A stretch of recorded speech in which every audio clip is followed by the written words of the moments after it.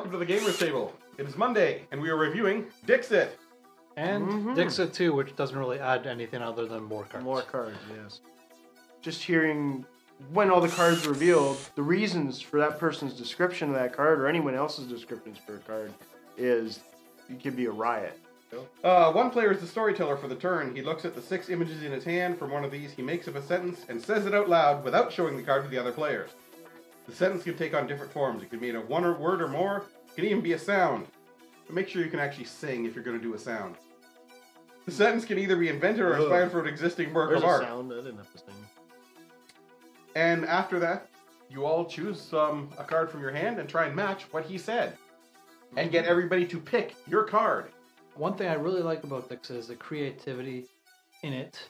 I like that you have to be subtle enough that not everyone is going to guess your card, because if everyone guesses your card, you're out of luck. You're not getting any points. Yeah, points are scored pretty much in what everyone picks. Yeah, I'm trying to remember what the scoring is. Well, the scoring track is handy. It's right in the box. Boom, right there. Yeah, that's always There's your scoring track. This nice little pretty box there. And you got little bunnies to hop around. Oh, isn't that cute? Yeah. Pretty rainbow. Birds flying. A conundrum. Those are the examples of the kind of things you can say in Dixit. Or you can hum part of a tune. Or you can do a really involved story. But the more you give people, the more specific you are about that card, the less ambiguous you are, the more likely everybody's going to pick your card, and then you don't get any points.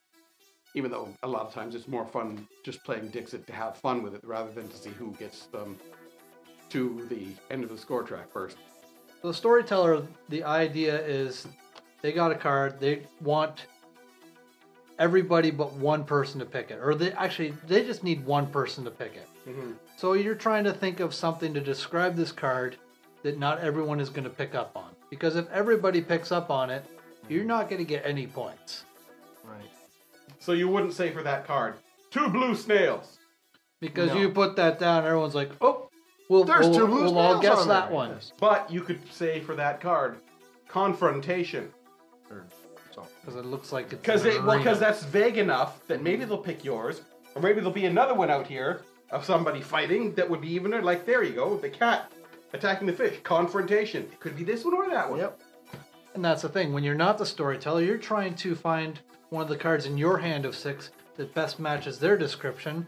Because to try and throw it off. Because everyone who guesses your picture and not the storyteller picture also nets you more points. Well, yeah, even like the scoring is really simple. There's 3 bullets right here. If all players have found the storyteller's image, or if none have found it, then the storyteller doesn't score any point, and everyone else scores 2 points.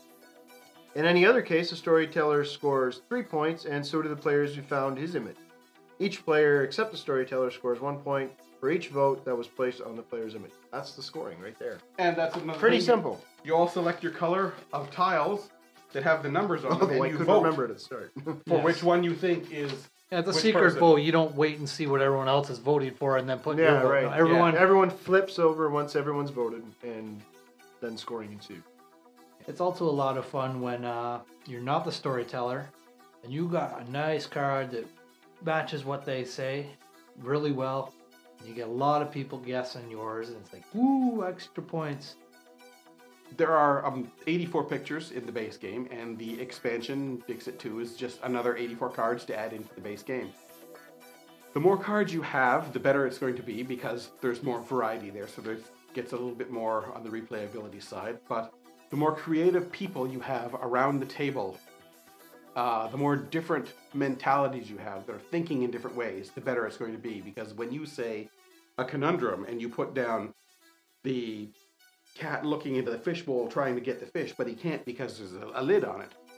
Well, there's a conundrum there, but you could have a picture of a guy with a bunch of question marks over his head. Well, there's a conundrum there. Either one of those could be the right one. I don't know which one to pick. And then I got to start thinking about that guy. Do I know that guy? Would he pick that one or would he pick that one? Ooh, but that one there might be a conundrum. Ooh, now I've got a conundrum trying to pick one of these cards. The fun part is just trying madly to come up with a description for some of these wacky cards. So I don't know what somebody was smoking when they painted these, but That's another they thing. did a terrific job. It's another thing we used to point out all the time, that this one is not language dependent at all. Yeah. Because they're all just pictures. Doesn't Just matter what pictures. language you speak. Well, everybody around the table should speak the same Well, except for language. the rule That would book. help. Yeah. Yeah. You know, you get into all kinds of weird descriptions. You pick up on one tiny little element in the painting. Just down in the bottom corner of the card, like a little rose or something like that, and maybe go rosebud. Some people might not even look closely enough at the card and see that there's a rose there or something like that. You can say, "Oh, Citizen Kane. Hey, there's the little rosebud on there you missed." Yeah, someone just puts one out you think is too obvious, and it ends up actually being the obvious one. It's like, Or you yeah. put one out, and somebody goes, it's going to be that one. And then everybody picks it, and yeah, it was that oh, one. yeah, you end up giving a description of it and saying, "Hey, that's too obvious." Somebody else probably threw that out there to dissuade everyone else from picking it or something like that. Ken's good at table talking people into a decision. And then I end up talking myself out of it and picking a different one. Oh, it was the obvious one. Damn it, no. Ken goes, "Oh yeah, it couldn't be that one." Everyone's like, "Oh, that's it." I'm going to pick They it put anyway. down, Yeah, well. and then Ken goes and picks somebody else's, and everyone else scores points, and Ken. I did like, that a couple of times, "Oh." yep. Oh, that was funny though. Oh yeah, this game you can have a lot of fun with. Yeah, it's terrific. This is from Nicholas, aka Nick. That's okay, I can see it fine. Okay. I'm sure there are other gamers out there like me who'd like to bring their significant other with them into the wonderful world of board Sound games. like an Arkham monster or something. Significant. It's not always easy though. It took a while, but I got my fiance interested into games like Euro games like Carcassonne. Previously, her only experience with board games was with Milton Bradley type games, Monopoly, Clue, etc. So the fact that I got her interested into an alternative is a big step. The thing is, I'm a big fan of dungeon crawlers and fantasy themed games. Cool. What would be a good transition game to bridge the gap from Euro type game to dungeon crawler fantasy game? I'd go for the Wrath of a Chardalon. Yeah, I was just going to say that too. Wrath of a Chardalon. Or even simpler Cave Troll. Because it's still area Well, control that's more of an Euro area game-ish, con- but yeah. it's also got the dungeon feel to it. And if you get into the feel of, ooh, little guys... I wouldn't call it a dungeon crawler though. No. It's an area control set in a dungeon. But it's a that's crossover game. That brings you from Euro games to still area control, but more Ameritrash style. And then from there, you can go from Wrath to Wrath of a Chardalon. That's why I think we all like Cave Troll. It's a broad, It's a fairly game. it's a fairly quick one too. Yeah. It's got everything we want. It's got a bit of the screw you factor in there, which is always good fun. cards. The cards are always Yep. good. A lot of good variety in the figures, not just all the same kind. Yeah. Other ones It to could use bring an somebody expansion in. though. But what game can't use an expansion? Yeah. Cave Troll. That wouldn't bother. Well, it has two different I think it's sets of cards just in great on its own. Well, maybe some different monsters or different Add more heroes. figures in, add more variety, more stuff. Yeah. I think I'm happy Oh, with it it is. because we usually Oh, play the same ones all it's the a good time game. anyway. Yeah. Oh yeah. Okay, other dungeon crawler, dungeon themed, fantasy theme. Defenders of the Realm, maybe. Yeah, if you want to go the co-op route. Which is nice because if your fiance doesn't really like the competition so much, a cooperative game is a lot better, but they are harder Now, when if you're all you're playing together. now if you're playing just with your fiance alone, and you want something deep, maybe a little bit brain burner, like Dungeon Twister is really fun. That's good. Yeah, Dungeon Twister. Like, there's no chance in that one. No. No. Like, There's a lot of. well, other than the way the floor tiles are placed at the start. Yeah. Sometimes that can Random factor in. initial tile placement, but other than that, the characters and the mechanics are really cool in that game. Everybody's got the exact same setup as how you do it. The Wrapping story up. track is more of a time limit. Yes. For Dixit, I give Dixit an 8. Yeah, go ahead. I'm gonna give this It's one a great game. It's creative and it's fun. 7.5. This is an enjoyable game, whether you score it or not.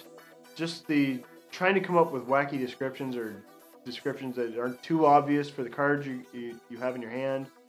I'll give Dixon an 8. I guess Okay, that's it for There we are. another episode of the Gamers Table. Tape. Shut your pie hole. Bye. See you next week. Another game review. Yeah, Dad. What do we normally Thing. do at the end? Yeah. Nothing. Yeah. Bye-bye. Bye.